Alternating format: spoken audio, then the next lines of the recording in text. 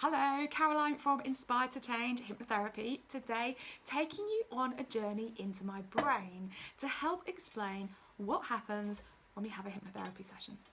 Because if you've never had hypnotherapy, it's all a bit of a mystery, isn't it?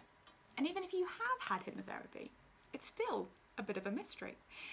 Even our clients here at Inspired to Change, who are so used to us talking about the brain and how the brain works, all think that there's a little bit of magic involved in what we do, because the changes that they experience after a session are so significant and so profound, they just don't seem in proportion to what we've done in the session, which on the surface can seem a little bit like we've had a nice conversation and then a nice relax.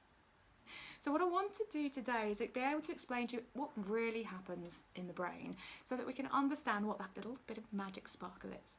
And to help me explain that today, I have with me Gary Johannes, founder of Inspired to Change Hypnotherapy and senior lecturer at one of the most prestigious hypnotherapy schools in the UK, Clifton Practice Hypnotherapy Training, where all Inspired to Change associates have trained at some point in some venue across the country. So, Gary, you have with you today a rather odd-looking piece of equipment. Can you tell us what this is? Yeah, it's our latest torture piece of kit. Actually, it's an EEG brain scanner. So it gives us the ability to scan brain waves and what's going on in the brain in a real-time live action option, and we can do it right on our local computer on our laptop. So, you know, gone are the days where you'd have to spend millions of pounds on a hospital piece of kit. This is a high-grade, proper EEG scanner, which we're going to put in around your head in a little while. Oh, you want this to go on my head? Yes, we're going to ruin my hair. And ruin your hair. Look what it's done to me. So, you know, I had hair like yours a month ago. Oh, and okay. this, you know, no, it's completely safe, and it's an amazing piece of kit. Primarily designed to read brainwaves of people's shopping habits and gaming habits. That's how sophisticated it is. It can actually, you can train your brain with this to recognise in gaming actual brainwave changes when you want to do things, so you can actually do things almost on virtual reality. Yeah, wow. So okay. it's So an quite amazing piece of equipment. Fantastic. So we're going to put this on my head and have a look at what happens whilst we have a hypnotherapy session. We are. Okay. Brilliant. Just to see if you've got any activity kicking in. Right, okay, so we're going to see if I've got anything in there. Yes. Okay, right, so let's get this on then. Okay. Okay, so now you've made me look really stupid with this thing on my head. You look luscious. Oh, thank you. It looks just good. Thank you very much. Yes, don't go out. Don't go out in it. It's a new fashion thing. What are we actually seeing on the screen in front of us here, Gary? We can see. So we can see four I've brains. got a brain. I've got 4 brains. You got 4 brains.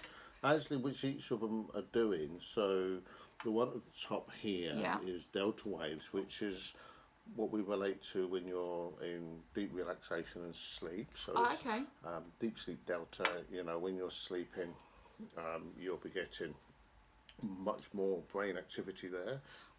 So this blue is showing there's not that much activity going on. That's right. So the darker it is, the less activity there is going there. Okay. And when you're awake and doing things like this, it should be fairly low. Yeah. In activity, because if So you that's was asleep, so that's normal. Okay, that's good. The one below it, this is alpha. This is much more around visualization. So, and different parts of your brain. So you can see if you looked at the headpiece you got on, there's lots of different modules, and each dot you see on here, and there's 14, 7 on each side. So you can see it's fairly balanced here, but there's much more activity over this side, which is the left side of the brain, which is more artistic and visualization. Okay. More, you know, on the right side of the brain. Yeah. But that's more about visualization. So when you're doing trance, particularly the way we work at Inspired to Change, we get you to visualize a lot of the things metaphors, walking down the stairs, garden, and so this part of the brain would really kick in at that point. Okay. When you see the big red flushes, even just now when we were talking about, I was imagining the garden and walking down the stairs, and it got really. When it goes completely red, that's your own brain. It runs on a very regular basis like that, a diagnostic. So it's continually every few seconds, your brain would be doing a big whoosh through, just checking everything's okay and coming back. So you do, you're just imagining that. Sure. Okay. Now we can turn it up so we can take a little bit of it out so we can get a clearer picture of Yeah. an individual thing. So Okay. what I'm doing is just turning down our sensitivity a little bit. So this is really showing our ability to imagine and Yeah. visualize. So actually, if I was to imagine, what if my cats? If I was to imagine one of my cats right now at home. So yeah, we can start to see. Yeah, so I'm really imagining. Yeah. Yeah. Okay. So that Absolutely. comes up. Okay. Right. And then we've got the theta waves here. This is theta. Yeah. And what theta is what we might call your thinking brain, where you're trying to solve problems and trying to achieve things. So it's like you're in the middle of making a video, so you're working out, is that video on, is that camera working, so there's quite a lot of activity. What have I got to say next? How do I say the right things? And of course, that's what we really want our clients to be doing in our hypnotherapy sessions, isn't it? It's That's looking right. at how to solve things, Yes. how to come up with solutions. So we want that to be quite busy. Now down here we've got beta waves. Now beta is just our working brains, so it's activity, Yeah. what's going on. However, if we've got lots of anxiety and things like that, lots of worrying about things, that's becomes really busy. So beta, when we're suffering from anxiety, beta becomes really busy. Yes. The busier beta is, does that mean that theta Yeah, can't work? both theta and alpha become less and less able to come up with, so you're not able to come up with those solutions Sure. that you want to come up with. So you're looking at, when we use trance, what we want is it all to go fairly quiet, like it is a bit now. Yeah. Well done, good on time. And look at delta coming up. You're getting more relaxed. You're comfortable with the camera going.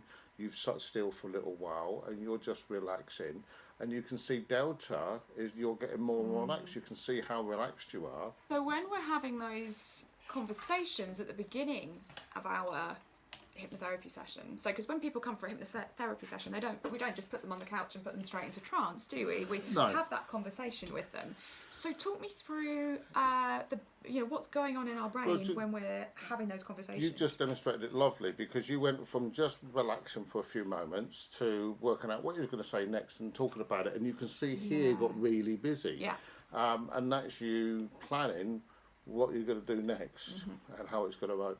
Yeah. And then you visualise it quite heavily. Yeah. But you're not worried about it, so there's not loads of what if. Yeah. Yeah. Okay. So actually, our clients that's really important for when our clients come into our therapy rooms, that they're calm and relaxed. Yes. And actually, that's our job to make sure they feel calm and relaxed and safe, so that we haven't got all that anxiety going in beta. Yes. So that between alpha and the visualizing things, and theta, thinking through them, theta thinks them, alpha visualizes them, and so what then happens when we put somebody into trance? What happens with all that information from that conversation? The first thing that happens, because we go into alpha state is visualization, and when we sleep, we talk a lot about sleep and the importance of sleep. During your sleep, you get REM sleep, and REM sleep, there's loads and loads of alpha activity, which is you visualizing whatever has caused you anxiety, and then theta will be working away going, but this is what it really means, and that's where you sleep on it overnight and you don't feel so bad in the morning. Okay. So it's put it into perspective. So it's able to contextualise and put it into perspective and give us that more rational spin on. Absolutely. Okay. So in the morning we don't feel so bad about the night before. Yeah. That's generally what should happen. Okay. If we've got loads of anxiety, we don't have enough capacity in our REM to empty it. So when we work with people from a hypnotherapy point of view, we want to get them to mimic REM as much as we can. Yeah. And that's where trance comes in, because when we get into trance, delta would light up heavily. When we're relaxed, beta will slow down. Okay. So that gives us activity, the ability to start getting good visualizations. During our session with a client, we'll be talking to them about what their preferred future would look like and what it would feel like. So that imagination is there. So they've now understood how they'd like to be if they wasn't in the situation they were in. So they've got a clear visual of that. When they relax and delta gets really busy and we relax, beta slows down. Yeah. That gives our visualization chance to really open up what that would look like in the future, and then theta can come up with a plan. Right, okay. So we calm down beta to make sure we haven't got the anxiety taking over everything. Yes. We want delta to come up. Yeah. Because then what alpha is able to do is to visualize that preferred future that we're helping our client to work out. And then what theta does is takes that information and figures out how it's going to do it. Yes. So actually, when we're talking to our clients about what's been good about their week and highlighting some of the skills and resources they're using there, that's making sure that theta's got that at its fingertips. We were able to do that here, so that might help us over here. Absolutely. A nice Brilliant. analogy. I'm into my sport quite heavily. So if you imagine if you've got a really good team, and they all play for each other, because this is a team event. Okay. So everybody's working. They know. They all know what's going on and know what their role is. So there's no concern about when they walk onto that field. They're not anxious about the game. Now, if you've got a star player who doesn't like passing the ball, who all the time does whatever he wants, that's beta waves. So the rest of the team don't get a look in. Yes. And they get more and more frustrated, but they can't plan anything. They don't know what they're going to do next because they don't know what this wonder play is going to do.